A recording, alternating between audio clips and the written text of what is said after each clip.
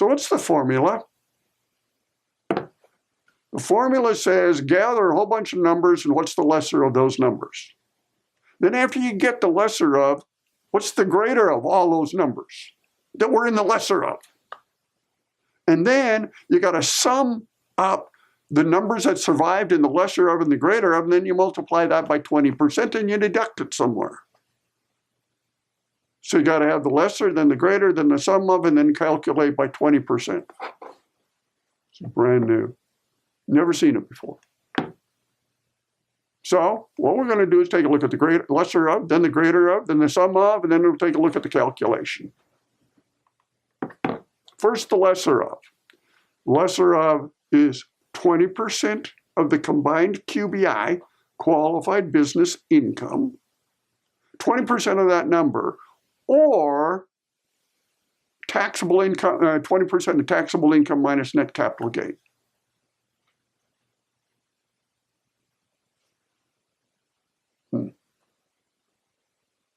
So take all of the qualified businesses, and their client more likely has unqualified businesses, multiply by 20%. Then you go to page 2 and take a look at the taxable income minus capital gain, 20% of that. Compare is which one of the two are smaller. That cannot be done by somebody who inputs numbers. That can only be done by an accountant who understands debits and credits. That's why those storefronts closed. And that's why the big 4 accounting firms can do it, but clients can't afford it. It is only us. We are the only one. And I've just talked about the lesser of. I haven't gotten to the rest of the formula. Now let's take a look at the greater of. Once you calculated the lesser of, let's go to the greater of, which is 50% of the wages paid by that qualified trade or business, or the sum of 25% of the wages plus 2.5% of the unadjusted basis immediately after acquisition. That's UBIA. Yippee-ki-yay. That's an idea that we've never seen before. 2.5% of the unadjusted basis. Let me give you a hint. Take the depreciation schedule.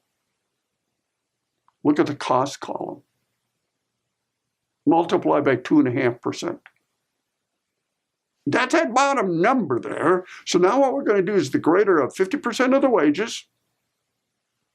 Do another number.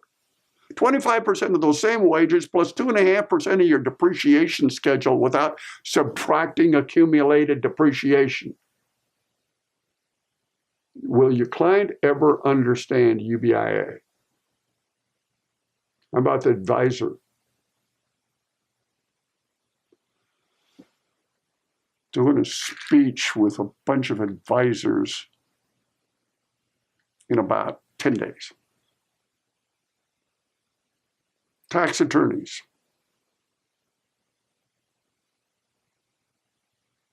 They don't understand that. The quarterback doesn't. The governor doesn't. Mayor doesn't. You do. And you have to. As part of the 2018 return. How many of you are retired yet? Don't you dare. If you want to retire, retire when the growth doesn't occur. How do we sell in my case, a CPA firm? One-time gross. What's happening to my gross? More than doubled. What does that mean, my sales price? More than doubled. Why would I want to retire? This is hard. You can learn it. Money back guarantee. If you don't understand how to do this and the planning that goes with it, I'll give you their money back. Total what you just paid. Now I talked with the company and I said, let's do double the money back because they're wasting their time if they don't understand it. They climbed all over my case. So it's only money back. And I'll write the check to you. Western CPE guarantees it. And now what have we guaranteed? You figure out how to tell your clients and prospects. You just doubled the sales price. So wait 2 years, that's all I'm asking. And this is fun. And this is the only place that you can get implementation and planning at the same time. That's going to come. I don't have anything at risk with money back guarantee on this one. I did the tax returns. And so put a big smile on your face, lean back, and say, all right, Vern, try that. Try to convince me of that. Hey, you want to know how many people get the money back? I'll put it on the website. If more than 2 people ask, we'll advertise. All right. As I said, the big problem is QBI, qualified business income. Where do you put business income, qualified or unqualified? Page 1. If you have a business deduction, where does it go? Page 1. Not here. Page 2, after taxable income. You're going to have to calculate a tentative taxable income twice. And then you're going to go and test the AGI, page 2 taxable income, multiply by 20%, subtract the 2, and now you get a different taxable income. Well, you always will. Wow.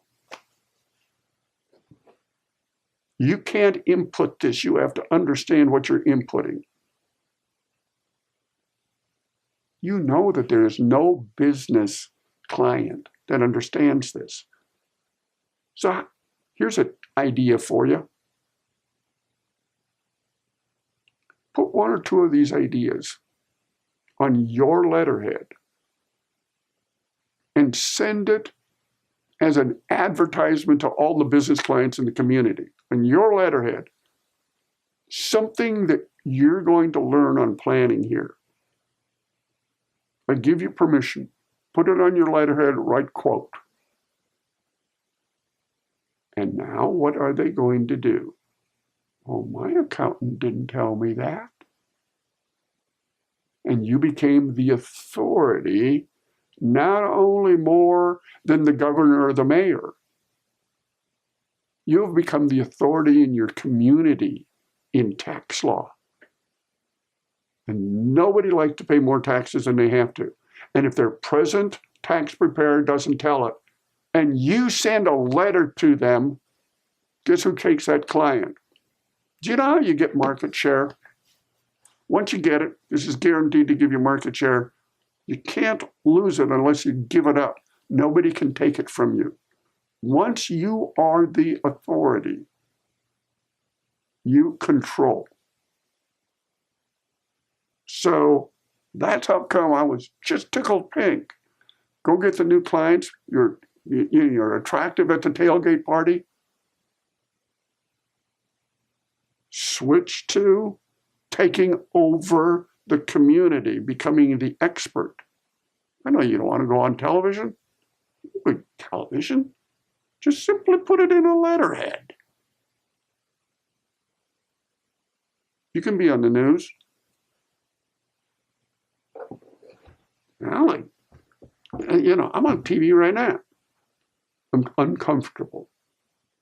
All you have to ask is Dr. Kempner, who was my professor in getting me to pass the CPA exam.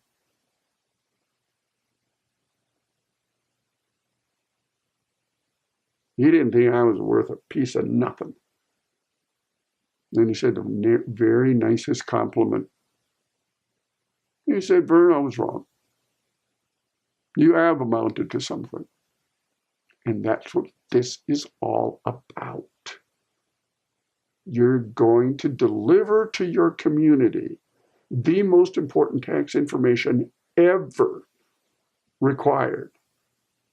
Cool. So let's take a look at some examples.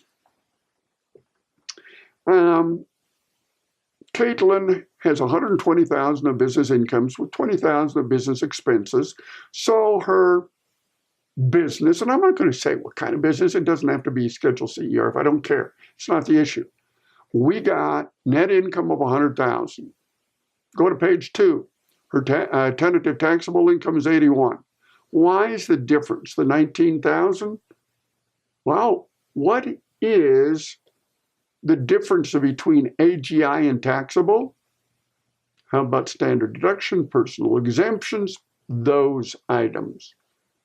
So now what we're going to subtract is QBI. We got taxable income, we got a business, so now we're going to subtract 20% of something.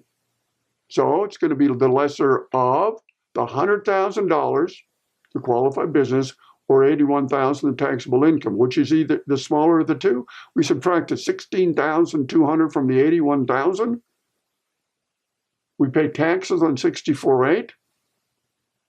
And in 2017, we had taxable income of $81,000. Assuming that Caitlin has the same income, she just paid $3,564 less tax and didn't do anything. She doesn't know how to do this accurately. For $3,564, how long did it take you to calculate this? I'm estimating 30% more time. So how much you charge per hour? 30% more time. Look at the last tax return. Did you just charge your client $3,564 on a break-in? Not anywhere close. Wow, wow, wow. How would you like to be the tax preparer that forgets about it? Does it wrong? Didn't know.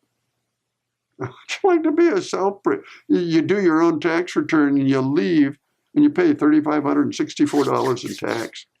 And then you tell them, hey, here's an example. Take the example out of the book. Put it in your letter.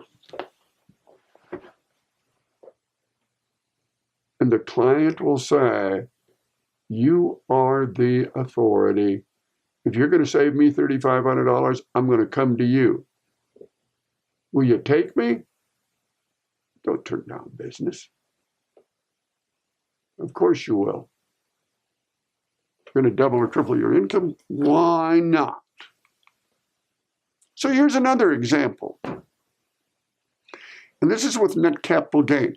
Same 120. This is landed 120,000, 20,000. Front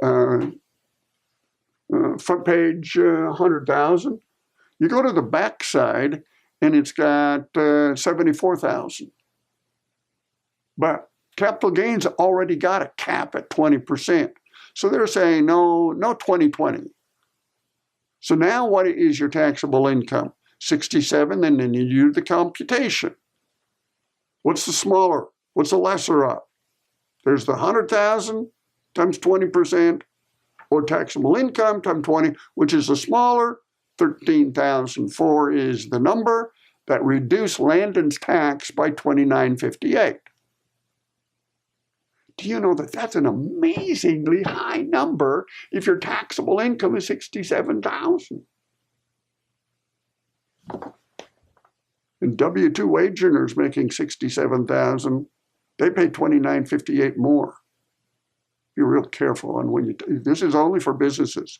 People who play are businesses, not wage earners. Here's another example. I'm just going to raise the ante here. Chaz has business income, $34,000. All I'm doing here is changing the $120,000 to $341,400. Same $20,000.